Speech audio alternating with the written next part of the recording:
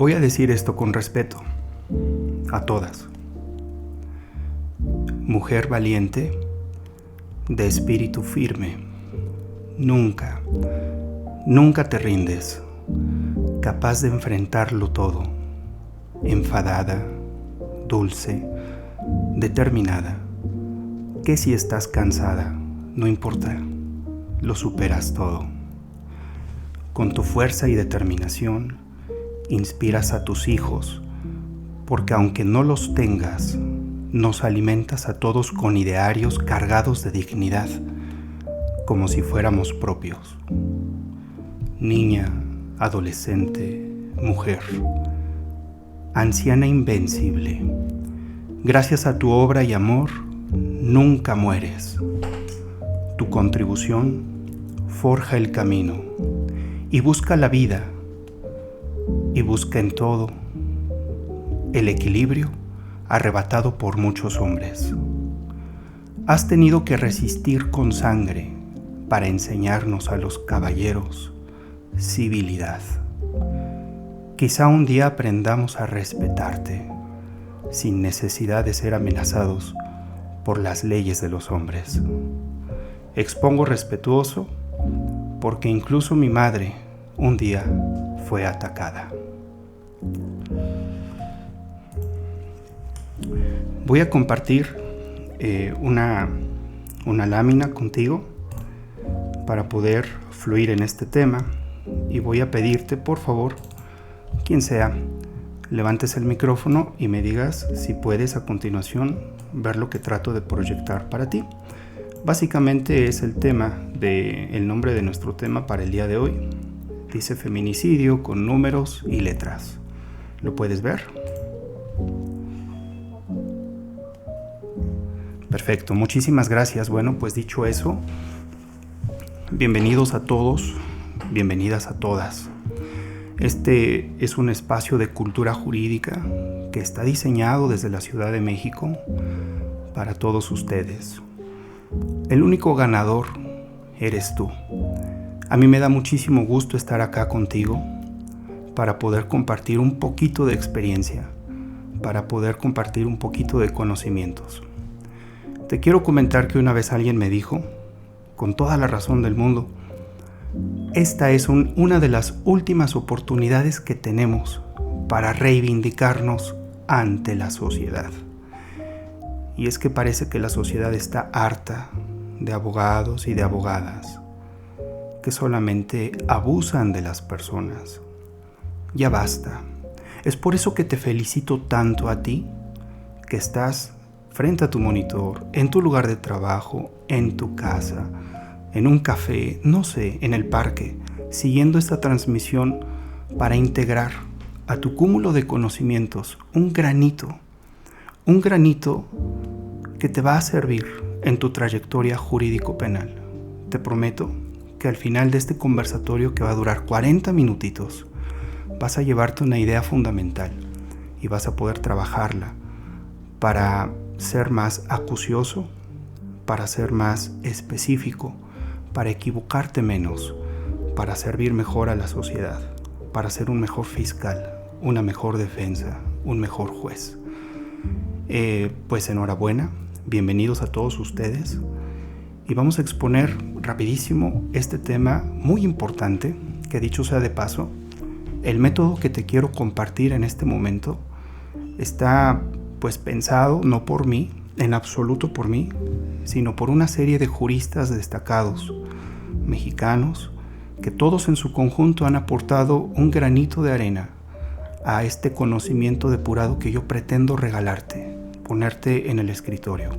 Seguramente ya lo conoces, y si no es el caso, si estás comenzando, si eres estudiante, si apenas inicias, no importa, mejor aún, porque tendrás buenas bases, tendrás buenos fundamentos. Dicho esto, vamos a comenzar. Fíjate que a lo largo de la historia se han hecho bastantes esfuerzos para erradicar la violencia en contra de las mujeres. Uno de esos esfuerzos se cristaliza a nivel jurídico con la Convención Interamericana para Prevenir, Sancionar y Erradicar la Violencia contra la Mujer, que tú perfectamente conoces como Convención de Belém do Pará. Esta convención fue ratificada por el Estado mexicano en 1998. Otra de ellas, solamente por citar algunas, no vengo a hablarte de historia en absoluto, solamente son unas pequeñas ideas que nos van a ayudar a llegar a un punto. Déjame avanzar un poquito, fíjate. La Ley General de Acceso de las Mujeres a una vida libre de violencia. Este otro instrumento jurídico se pertenece al Estado mexicano a partir de febrero de 2007. Fíjate cuántos años después de la Convención Belém do Pará. En este esfuerzo que los juristas mexicanos han realizado por frenar, obstaculizar la violencia en contra de las mujeres, se suma la Constitución Política de los Estados Unidos Mexicanos de 10 de junio de 2011, desde luego, como tú perfectamente lo sabes, en materia de derechos humanos. Uno de los fines que tuvo esta reforma fue fortalecer la protección a los derechos humanos. Desde luego, hay un marco temporal en el cual debemos de poner especial atención, que es de 1985 al 2014. Fíjate, todos estos instrumentos jurídicos que te he citado, desde el 98 hasta el 2011, se han instalado dentro de un periodo, el periodo comprendido entre el 85 y el 2014. ¿Qué pasa en este periodo? A nivel factual, en la vida real, en la facticidad del Estado mexicano, lastimosamente se registra el asesinato de 47,178 mujeres. ¡Qué vergüenza! Lo digo con todo respeto para ti que me escuchas. ¡Qué vergüenza! No puede ser. Y fíjate que el año 2012, estamos en un periodo comprendido entre el 85 y el 14, de los cuales el año 2012 es uno de los más conflictivos en este tema, porque en ese año se registra el asesinato de 2,761 mujeres. ¿Pero en qué parte de México? Tú sabes que el territorio mexicano es vasto, es enorme, es grandísimo. Tenemos estados. En uno de ellos es en donde se registra el año más violento, 2012. ¿Sabes en dónde es? Es en el Estado de México. El Estado de México. Muy probablemente por eso es el primero de los estados de toda la República Mexicana que incorpora en su suelo el delito o el tipo penal de feminicidio, precisamente como una reacción desesperada del Estado para frenar esta vorágine de acontecimientos atroces cometidos en agravio de mujeres. Pero aparte del Estado mexicano, el Estado de México, que incorpora el delito de feminicidio el 18 de marzo de 2011, se le suma la Ciudad de México de 26 de julio de 2011, se le suma por otro lado la Federación en junio de 2012, se le suma mi estado, Puebla, el 31 de diciembre de 2012. Y así sucesivamente todos los estados se van alineando a esta nueva política en materia jurídico-penal para tratar de erradicar este fenómeno social. Tú sabes que el legislador está autorizado para generar normas penales generales y abstractas. Pero el legislador va a realizar esta clase de actividades sí y solo si se encuentra legitimado por la sociedad. Acuérdate que la legitimación es el especial facultamiento del pueblo soberano para que el legislador pueda instrumentar, pueda generar, pueda establecer en los diferentes códigos y ordenamientos jurídicos diferentes normativas. Y en el caso del derecho penal, pueda fijar en los códigos penales los tipos penales y las respectivas consecuencias jurídicas. Dicho todo esto, en efecto existía, incluso todavía existe, un principio de legitimidad.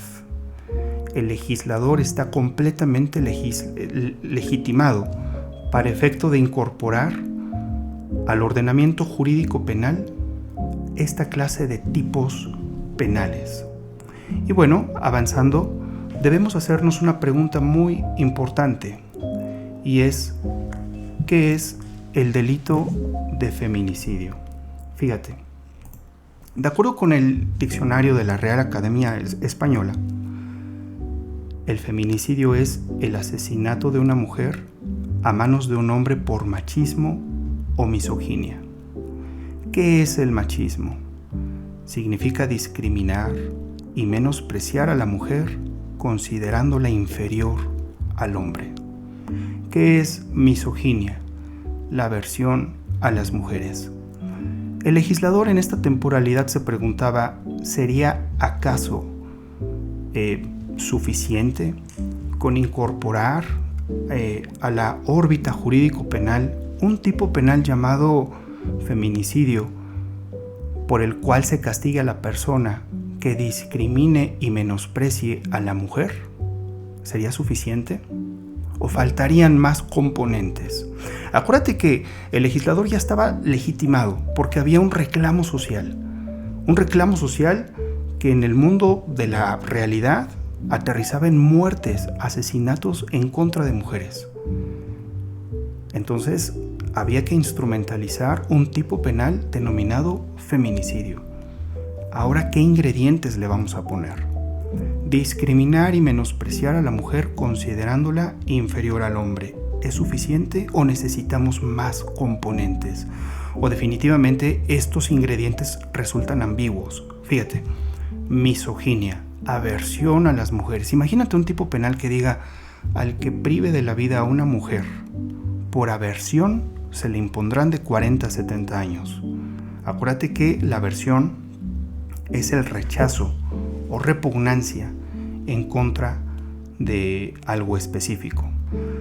Parece que necesitábamos algo más para poder generar el tipo penal en específico de feminicidio. Esto es, aparte de los componentes que te comento, necesitábamos algo más. Es cuando se produce en el caso González y otras, denominado Campo Algodonero contra México, de la Corte Interamericana de Derechos Humanos, en el que se define el feminicidio como el homicidio de una mujer por razones de género. Fíjate, esta definición es de noviembre de 2009 y es en donde la Corte Interamericana de Derechos Humanos establece un gran componente estructural a nivel de tipo penal: razones de género. Esto es, se prescindió de palabras como discriminar, menospreciar, aversión, rechazo, repugnancia, por palabras más precisas, que no rayen en la ambigüedad o en la interpretación subjetiva, sino que más bien todo lo encierra dentro de un elemento normativo para poder englobar todo un fenómeno social y cultural por razones de género. Te voy a llevar a un punto, por favor sígueme un poquito y verás cómo vamos a descubrir juntos el concepto del feminicidio en toda la República Mexicana. Pero por ahorita lo verdaderamente rescatable de lo que te he dicho es este componente normativo: razones de género. ¿De dónde surge o de dónde provienen las razones de género? Bueno, del caso de la Corte Interamericana de Derechos Humanos llamado Campo Algodonero de 2009. Entonces nos llevamos ese concepto y avanzamos. Tú sabes que el delito de homicidio puede ser realizado de manera simple, de manera agravada, de manera atenuada. Por citar para ti algunos ejemplos, en el homicidio agravado tendríamos la premeditación, alevosía, ventaja, traición, odio. La pregunta es, ¿El feminicidio se ubica en alguna de estas hipótesis? ¿Podríamos decir acaso que el feminicidio es una forma de homicidio, por ejemplo, agravada, por ejemplo, atenuada, por ejemplo, en su forma simple? Desde luego que no. Y es aquí en donde comenzamos un poquito de lleno en nuestro tema. Vamos a diferenciar que el tipo penal de feminicidio es específicamente un tipo penal especial, ¿de acuerdo? Es un tipo penal especial porque no tiene nada que ver con el homicidio agravado, tampoco tiene nada que ver con el homicidio simple, como tampoco tiene nada que ver con el homicidio cometido con atenuantes. El feminicidio, por lo tanto, es un tipo penal especial. Y si tú me preguntas qué es un tipo penal especial o un delito especial, es muy fácil. Tendríamos que tener en cuenta que los delitos especiales tienen los mismos elementos que el delito cometido en su forma simple. O sea, que si el homicidio tiene como elementos una acción para privar de la vida, nexo causal, y desde luego un resultado, que en el caso sería la privación de la vida, lo que hace especial o delito especial al feminicidio respecto del homicidio es que además tiene como elementos los mismos, ya dijimos, pero otros que lo vuelven completamente independientes y que provocan que la penalidad que tenga esté más que justificada y no dependa del delito de origen, por así decirlo. Uno de los ingredientes extra del feminicidio definitivamente es que el sujeto pasivo sea mujer. Hice un mapeo de todas las legislaciones de los estados y encontré que en todos ellos se dice al que prive de la vida a una mujer, ¿sale? A diferencia del delito de homicidio, ya sea agravado, realizado en su forma simple o en su forma atenuada, todos ellos puede ser de manera indistinta el sujeto pasivo del delito. Esto es, se puede realizar en agravio de una mujer, en agravio de un hombre, en agravio de una persona, de un menor de edad, de una persona de la tercera edad, etc. Pero en específico el feminicidio siempre nos va a exigir como calidad especial del sujeto pasivo que sea una mujer. Ese es el primero de nuestros elementos diferenciadores, que por cierto, como ya dijimos, va a justificar el incremento enorme de la penalidad respecto del homicidio incluso calificado. El segundo de ellos es el elemento que ya tenemos y que se desprende de la sentencia de la Corte Interamericana de 2009 del caso algodonero, que son las razones de género. Entonces, a partir de ahorita tú ya sabes que el delito de feminicidio no es un homicidio agravado, mucho menos atenuado, tampoco cometido en su forma simple, sino que el feminicidio es especial porque tiene los mismos elementos que el homicidio, pero otros que lo vuelven independiente, como que el sujeto pasivo del delito sea mujer y que además se cometa por razones de género, lo cual va a justificar en estos dos últimos aspectos que la penalidad sea completamente independiente y que no tengamos que estar dependiendo del homicidio, por ejemplo, agravado. ¿Me explico? Entonces es así, ya tenemos un poquito la forma de cómo distinguir el feminicidio de lo que es un homicidio cometido con agravantes, atenuantes, incluso en su forma simple. Vamos a poner un ejemplo y vamos a tratar no de resolverlo, ¿no? Pero sí vamos a viajar por las leyes a través de la aplicación de este ejemplo. Vamos a leerlo rapidísimo. Un sujeto activo, sujeto 1, y la pasiva del delito, sujeto 2, novios, ojo con eso, novios desde hace 5 años, viajan de Puebla a Ciudad de México, donde 2 daría la conferencia denominada Chismes sobre las tortugas, ya que ella es extraordinaria bióloga marina. Durante la ponencia, realizada por ella, desde luego, de 14 de febrero de 2023, ya que ella le dejó encargado su teléfono celular, él se entera de que ella sostiene relación íntima con diversa persona, con un sujeto 3. Uno, el activo del delito, manejó su temperamento. Incluso se divirtieron en Ciudad de México, posterior a la conferencia. De regreso a Puebla, por carretera federal, el sujeto activo reservó por teléfono una habitación en un hotel de Puebla. Una vez ahí, en el hotel de Puebla, ocurren los hechos sin datos de violencia excesiva. Este es nuestro ejemplo de feminicidio.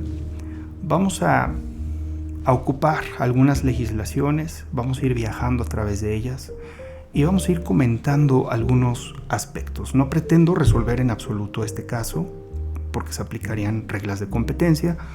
No es mi intención someter a discusión de ustedes temas de competencia para poder resolverlos. Sencillamente quiero que manejemos juntos algunas legislaciones que prevén el delito o el tipo penal de feminicidio.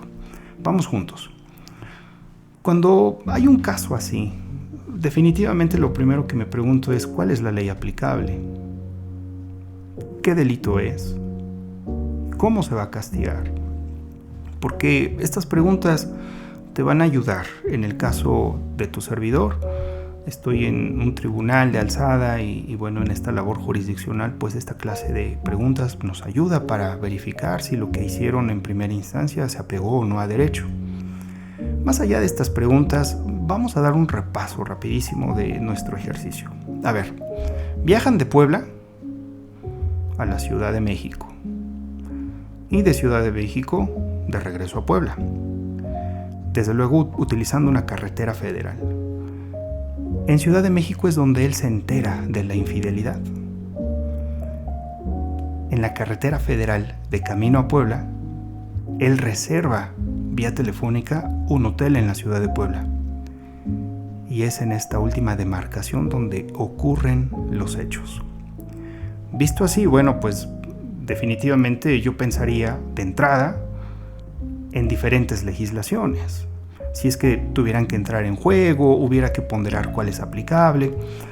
Yo pensaría primeramente en el Código Penal de la Ciudad de México, posteriormente en el Código Penal Federal y en el Código Penal de Puebla. ¿Por qué? Porque en Ciudad de México, insistimos, es donde él se entera. En el Código Penal Federal, porque en ese tramo carretero es en donde él reserva el hotel. En Ciudad de Puebla, pues es en donde ocurren los hechos. Entonces tenemos, digamos que estas tres leyes en colisión, las tenemos en juego y diríamos lo siguiente. Dice: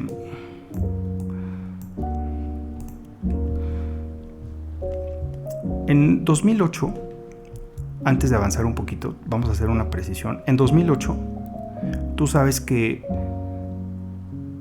se da un parteaguas a nivel procesal, porque se instala en suelo mexicano el sistema penal acusatorio y dejamos detrás el tradicional. Entonces, los hechos fueron en 2023. Eso significa, de entrada, que vamos a tener que aplicar las reglas del sistema penal acusatorio. Código Nacional de Procedimientos Penales.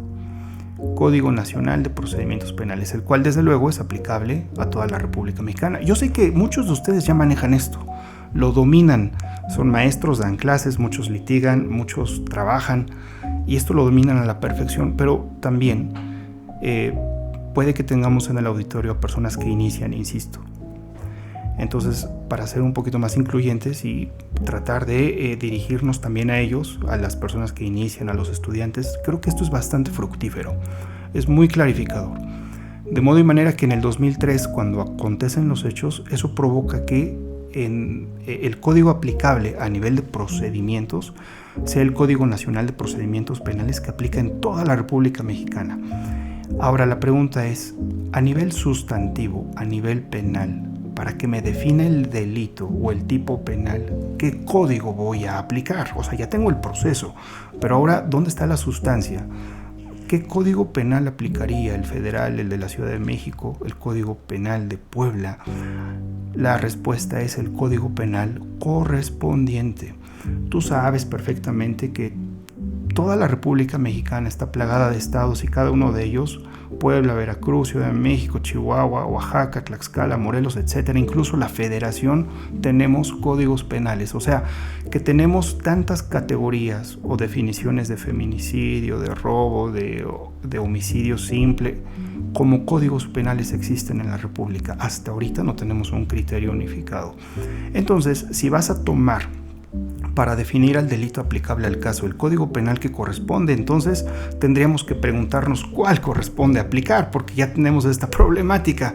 Él se entera en la Ciudad de México, viajan en un tramo carretero por un tramo federal, y es ahí donde él reserva, y los hechos se suscitan definitivamente en Puebla. Entonces pues tenemos estas tres leyes que alguna de ellas pudiera aplicar en el caso particular. Entonces, dicho todo eso, debemos hacer una acotación. El feminicidio tiene diferentes ingredientes. Definitivamente el primero de ellos es privar de la vida o la privación de una vida. El segundo sería que sea una mujer, ya lo habíamos dicho. Y el tercero de los ingredientes es que se trate de razones de género. Y aquí viene la pregunta. Y también ya sabemos de dónde viene esto de razones de género. La pregunta es, ¿qué significa razones de género? ¿Qué connotación le debemos de dar a razones de género? La respuesta es, existen tantas connotaciones y definiciones como códigos penales existen en la República Mexicana. Y ahorita lo vamos a ver un poquito. O sea, si bien tienen un núcleo duro y se parecen las definiciones entre uno y otro lugar, lo cierto es que hay algunas diferencias. Incluso en algunos estados hay más hipótesis delictivas respecto de razones de género que en otros. O sea, hay más casuísticas que en otros. Entonces, de lo que se trata este ejercicio es que tú veas, como en una especie de derecho comparado, cómo es que se prevé el feminicidio en algunos lugares respecto de otros, ¿vale? Vamos a eso.